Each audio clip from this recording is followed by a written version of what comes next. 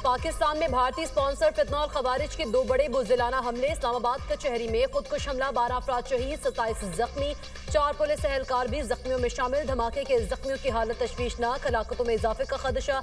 धमाके की जगह से खुदकुश हमलावर का सर मिल गया। खुदकुश हमले में मुतादिद गाड़ियों और मोटरसाइकिलों को भी नुकसान पहुंचा। जाए वकुआ पर पुलिस की भारी नफरी और रेस्क्यू टीमें मौजूद। हमले की तहकीकात का आगाज। वफाकी वज़ीर दाखिला का धमाके की जगह का दौरा।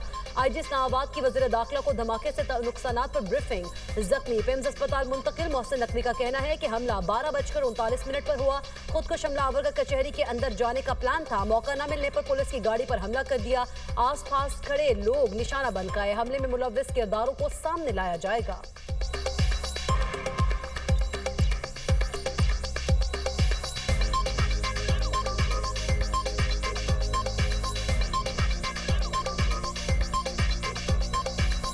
आज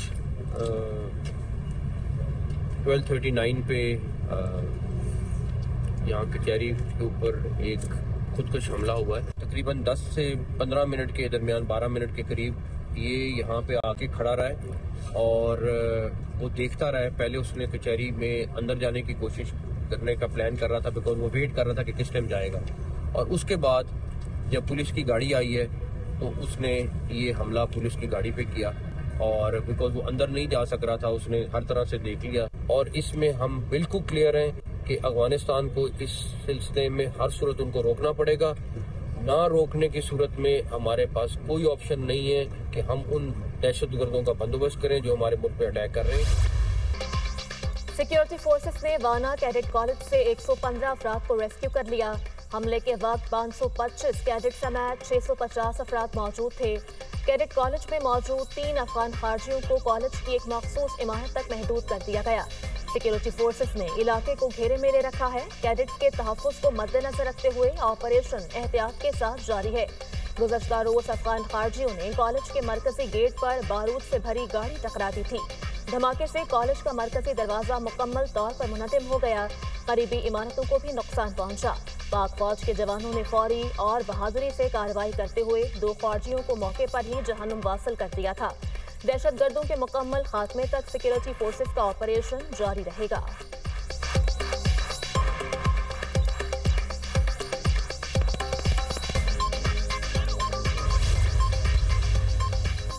इस्लामाबाद जिला कचहरी में खुदकुश हमला वेकअप कॉल है। इस्लामाबाद तक इस जंग को लाना काबुल से एक पैगाम है। वज़ीर दफ़ा ख़ारजा आसिफ का कहना है काबुल के हुक्मरान पाकिस्तान में दहशतगर्दी को रोक सकते हैं। इस माहौल में अफगानिस्तान से कामयाब मुज़ाकरात की ज्यादा उम्मीद रखना फजूल होगा। हम हालत जंग में हैं। पाक फौज रोज कुर्बानियां दे रही है। पाकिस्तान भरपूर जवाब देने की सलाहियत रखता है। अता तारड़ ने कहा कि इस्लामाबाद धमाके के ताने बाने भारत से मिलते हैं। ये वाज़ेह है भारतीय स्पॉन्सर्ड दहशतगर्द उन कार्रवाइयों के पीछे हैं। अफगानिस्तान को दहशतगर्दी के सबूत भी दे चुके। पाकिस्तानी क़यादत पुर अज़्म है। हर हाल में दहशतगर्दी को शिकस्त देनी है। भारत और अफगानिस्तान को पाकिस्तान की तरक्की हजम नहीं हो रही।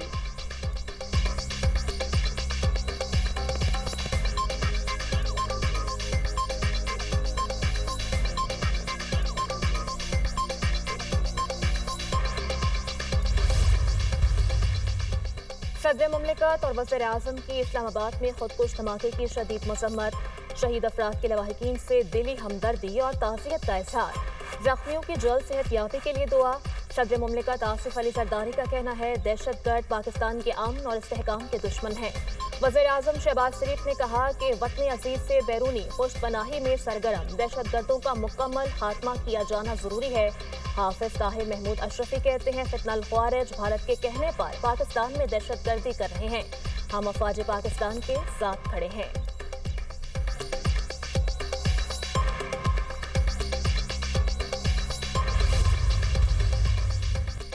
शिद्दत पसंद गिरोह अफगानिस्तान और उसके बाहर अमन के लिए खतरा है। पाकिस्तान ने कई बार अमन दुश्मन कार्रवाइयों का सामना किया। पाकिस्तान अपनी खुद मुख्तारी और इलाकाई सालमियत के तहफ़्फ़ुज़ के लिए पुरअज़्म है। वज़ीर आज़म शहबाज शरीफ का बैनुल पार्लिमानी कॉन्फ्रेंस से खिताब। कहा पाकिस्तान अमन का ख़्वाह। हमने हमेशा तहम्मुल, बर्दाश्त और सब्र से काम लिया। अमन और सलामती के मौजू पर पार्लिमानी रहनुमाओं का जमा होना पाकिस्तान के लिए बाइस फ़ख्र है। इस्तेहकाम ही पायदार तरक्की की बुनियाद है। हम समझते हैं तरक्की मुमकिन है जहाँ अमन हो। पार्लिमानी कॉन्फ्रेंस से राब्तों को फ़रोग मिलेगा। राब्ते, इश्तराक और मुश्तरका हिकमत अमली ही कामयाबी की राह है।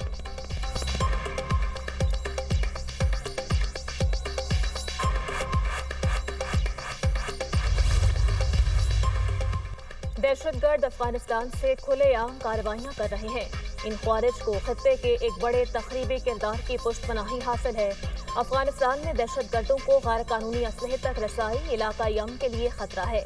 यूएन में पाकिस्तान के मुस्तकिल मंदूब आसिम इफ्तिखार का खिताब। कहा, पाकिस्तान को अफगानिस्तान में मौजूद जदीद असलहे और गोला बारूद के ज़खायर पर तशवीश है।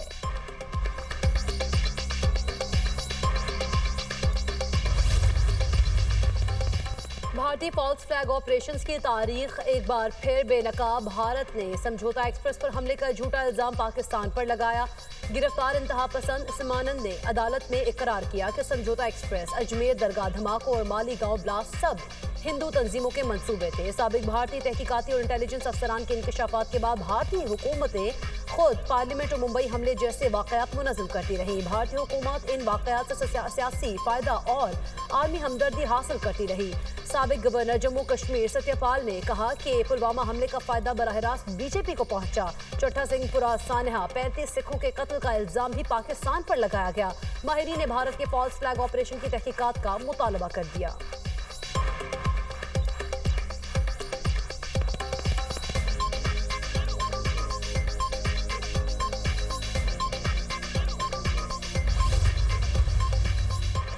सेनेट से मंजूरी के बाद 27वीं तरमीम का मुसव्वदा कौमी असम्बली में पेश।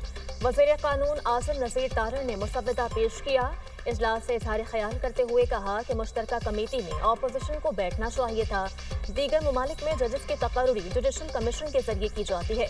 दुनिया भर में आइनी मुकदमात की समाअत आइनी अदालत ही करती है। 27वीं आइनी तरमीम बिल सेनेट ने 2/3 अक्सरियत से पास किया। कभी वज़ीर आज़म तो कभी कोई सरकारी ऑफिसर सो मोटो की नजर हो गया। इससे कबल पार्लियामान के मुत्तफ़िका फैसलों को तब्दील किया जाता रहा। आइनी अदालत से केसेस में जो वक्त ज़ाया होता है वो नहीं होगा।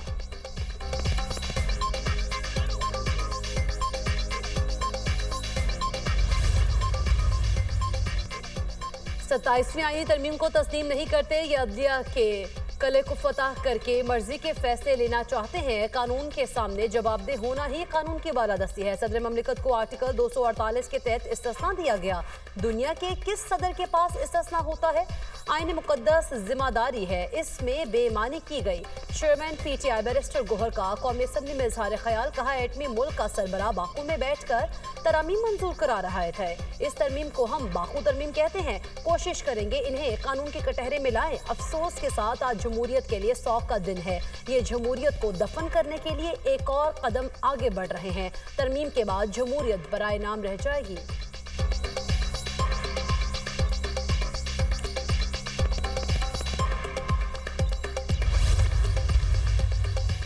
27वीं आईनी तरमीम का मामला जस्टिस अतहर मनोल्लाह का भी चीफ जस्टिस याहिया अफरीदी को खत।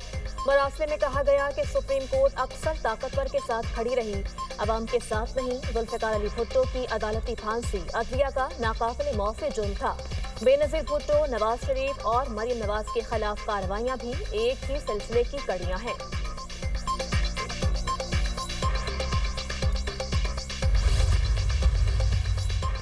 चिल्लास में गुंदलू के मकाम पर लैंडस्लाइडिंग, कई गाड़ियां जद में आ गई। वज़ीर आला गिलगित बल्तिस्तान का नोटिस, सेक्रेटरी दाखिला को रेस्क्यू अमल तेज करने की हिदायत। तर्जुमान गिलगित बल्तिस्तान हुकूमत के मुताबिक लैंडस्लाइडिंग से कुछ मुसाफिर दब जाने की इत्तला। चिल्लास अस्पताल में इमरजेंसी नाफिज कर दी गई।